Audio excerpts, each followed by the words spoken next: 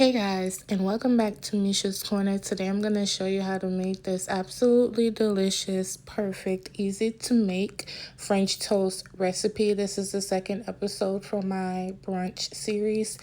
And also comment below what series you guys think I should do next, since I just completed the chicken one. Now we're on brunch. So yeah.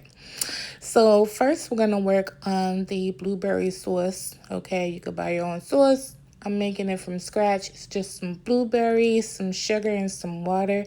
Remember, all ingredient measurements will be in my description box. I say this all the time. I think I forget sometimes, but listen, all you gotta do is drop me a comment and remind your girl, okay? You want to simmer this until it reduces, but not super thick, because once it sits, it's going to thicken up even more, which you're going to see as the video goes along, and of course at the end when we're plating it up. But this is pretty much what you're looking for, like when it coats your spoon and you know you're like done. So I finished it off with some vanilla, and then I cut the stove off, set it to the back, and this is what it looks like. And that's the sauce. Okay, that is the sauce. Like I said, you can make your own. So now I'm gonna make the whipped cream. Now y'all, I'm always getting into some mess. Here I am thinking I could have made this whipped cream with my handy dandy little I make my matcha with my matcha. Child, let me say it right. With my little blender thingy, thinking, you know, it'll work out. But then I transferred it to a cup and it worked out fine. You know, I just be going through it, child. That thing made such a mess. Y'all wouldn't believe the mess it made. Let me know if y'all want bloopers. But this is the whipped cream, and all I added was sugar, vanilla, heavy cream, and just blitzed it. Or you could get it from the store. Okay, let's not make the mistakes Misha did. All right, so now let's work on the custard. Now, even though I have 3 eggs here, I did end up adding another one. So I'm just letting you guys know. I'm using some nutmeg down in here. Believe me when I tell you, if get the fresh nutmeg and grate it down in here. I know a lot of people don't do it, but it's a game changer, okay? Next, I'm going to add some cinnamon and some vanilla. I'm going to be using a mix of sweet cream that you use in your coffee, whichever flavor, doesn't matter, and some milk. And you want to whisk this, and this is your mixture that we're going to dip the bread right down into.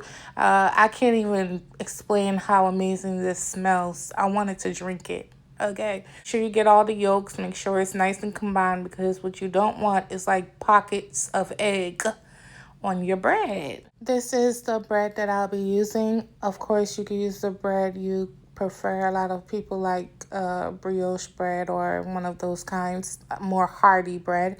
But I feel like I find it that this works just fine.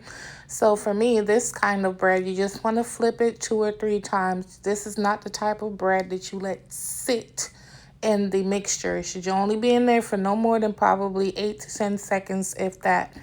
So once I get it nice and coated, I drop it right down into my skillet that has some melted butter. And that's pretty much it. And all you do is repeat the process. I cook these for about 4.5 minutes or so per side to make sure the custard is nice and cooked. And I'm on medium heat. You could go medium low, but then it won't toast up your bread as much as you would want it. So I would suggest medium heat. I guess that's number 3. If you have numbers, I guess it's 3. If you have letters, medium. So once you flip it, as you can see, it's nice and golden and slightly toasted on the back. And you just repeat the process until you're done. And then I'm going to show you guys how I put it together.